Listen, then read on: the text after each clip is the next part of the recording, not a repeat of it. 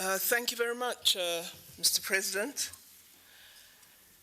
To the Acting President of the Pan-African Parliament, Honorable Chief Charumbira, His Excellency, our guest of honor, President Nana Addo Dankwa Akufo-Addo, President of the Republic of Ghana, the Speaker of the National Assembly of South Africa, Speaker Thandi Modise, the Dean of the Diplomatic Corps in South Africa, Ambassador Mpoko, Ambassador of the Democratic Republic of Congo in South Africa, honorable representatives of the Pan-African Parliament,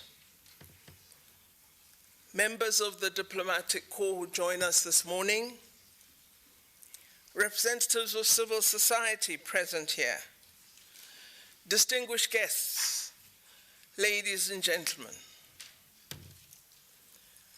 I feel deeply privileged and honored to have the opportunity to welcome you all to our country, the Republic of South Africa, for this special occasion, and to also wish you fruitful deliberations. I'm particularly honored to welcome one of my favorite presidents in Africa, President Nana Addo Dankwa Akufo-Addo. Today marks yet another milestone as you open the fourth ordinary session of the fifth legislature of the Pan-African Parliament. I speak here with a sense of nostalgia. I'm also one of the authors of the protocol, along with my colleague, the former Speaker of the National Assembly of South Africa's Parliament, Dr. Frene Ginwala. I was present in Libya when we began to put together the protocol that would result in the establishment of the Pan-African Parliament. I was much younger, much more beautiful then, but I'm part of that team. We were thrilled when during the African Union Assembly in Addis Ababa in July 2004, our heads of state and government agreed that South Africa should be the permanent seat of the Pan-African Parliament. Having been an author of the protocol, I thought I would become a member of the Parliament. However, sadly, I became a member of the executive in that year, and so I've never enjoyed this wonderful opportunity that you do. Since then, the government of South Africa has provided support to the Pan-African Parliament in line with the host country agreement.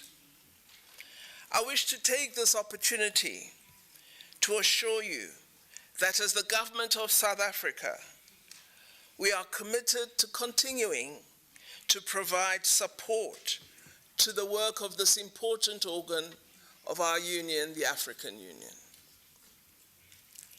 In fact, currently, we are discussing the matter of the permanent seat and are deliberating upon purchase of the appropriate land site to begin to build the permanent seat of the Parliament. Excellencies, as all honorable previous speakers have said, the past few months have been very difficult months, and they have devastated us, particularly South Africa, but the world community, following the outbreak of the coronavirus pandemic, which has claimed the lives of so many compatriots on our continent. The socio-economic impact of this pandemic will be felt for quite some time. However, there are glimmers of hope, particularly as we observe many of our governments and leaders initiating the first steps of national vaccination programs.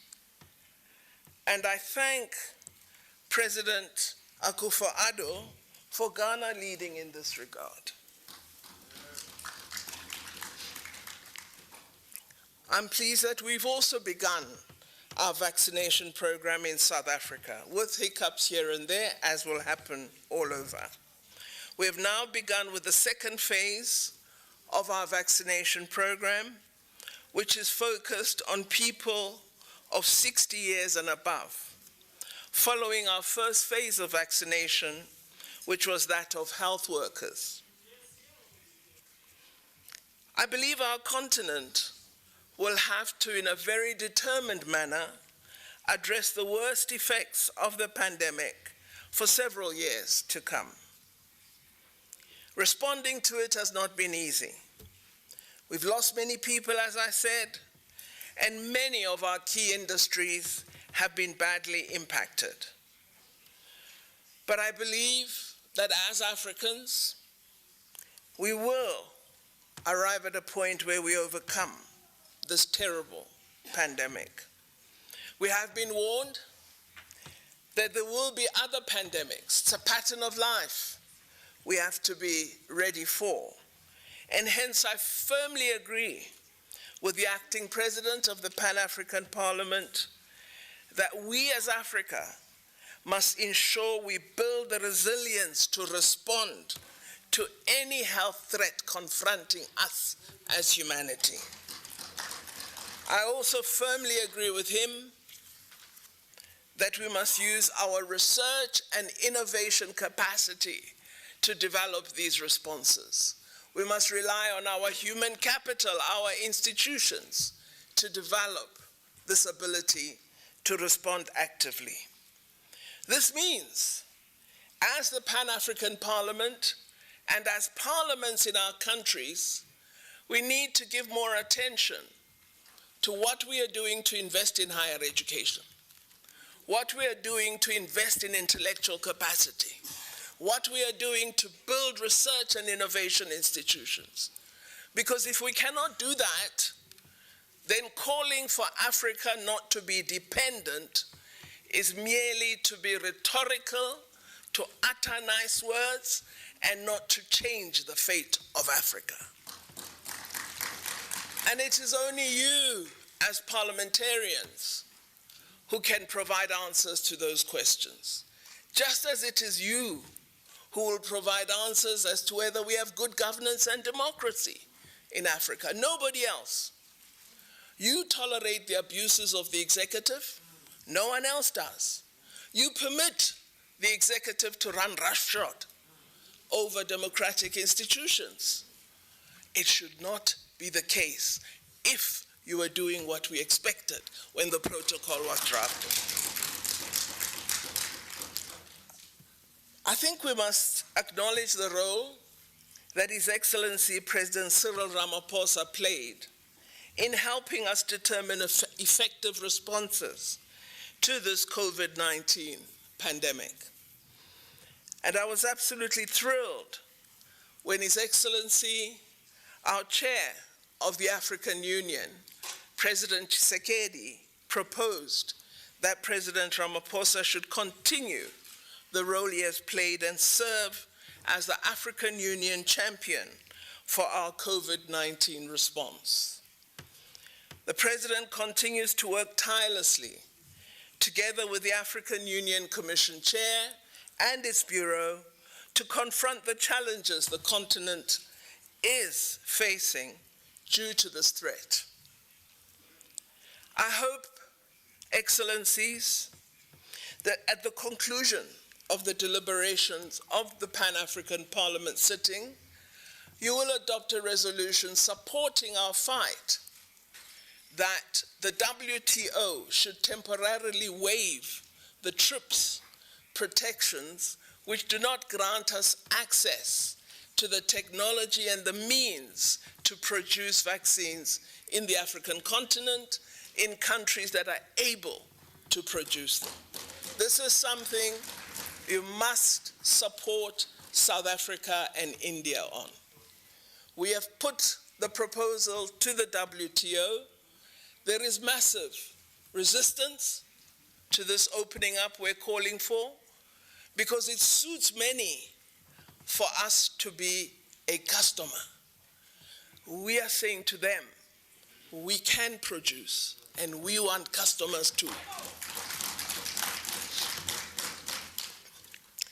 The reason for the existence, the raison d'être of the Pan-African Parliament is that we should have a platform for people from all countries on the continent to be involved in deliberations and decision-making on the problems and challenges that confront us.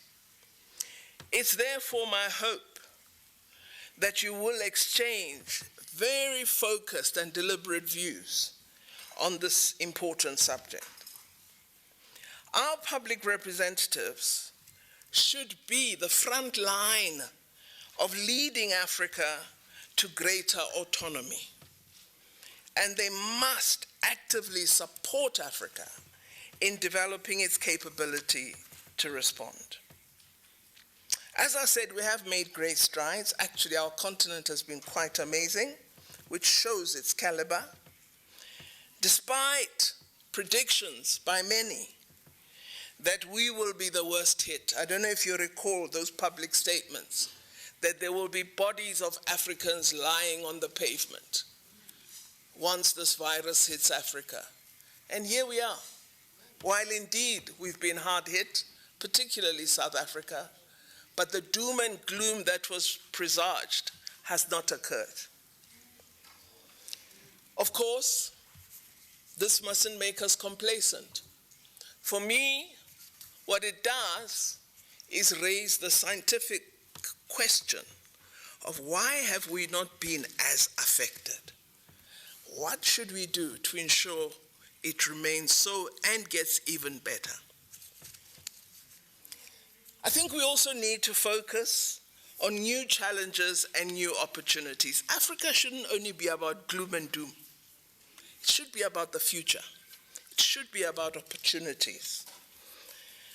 I think one of the great opportunities lies in the decision of our Assembly of Heads of State and Government in February this year that our theme of the African Union for this year should be arts, culture, and heritage, levers for building the Africa we want. The endorsement of this theme affirmed Aspiration 5 of Agenda 2063, the Africa we want. An Africa, as Aspiration 5 says, with a strong cultural identity, with common heritage, shared values, and ethics. We anticipate that the programs and activities developed under this theme will allow African states to leverage important economic opportunities for growth that lie within the development, dissemination, and indeed consumption of African arts, culture, and heritage.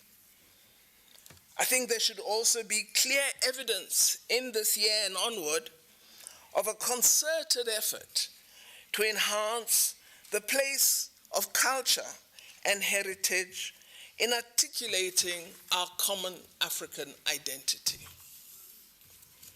As one of the key organs of our union, it is thrilling that your agenda also focuses on this important theme. We believe arts, culture, and heritage can be a catalyst for employment creation, for new industry formation, and for income generation, particularly for women and youth, those most marginalized on our continent. However, we've not done enough to promote arts, culture, and heritage on the continent. For many decades, in fact centuries, our continent has been the victim of the importation of practices and cultural mores from other regions of the world. And these have been shoved down our throat to the neglect of our own heritage. It's therefore high time that we promote our own wonderful culture and heritage and export it to other parts of the world. We also should join Senegal, Nigeria, Ghana, and Egypt in doing similar work that they are doing to create heritage institutions that reclaim our identity.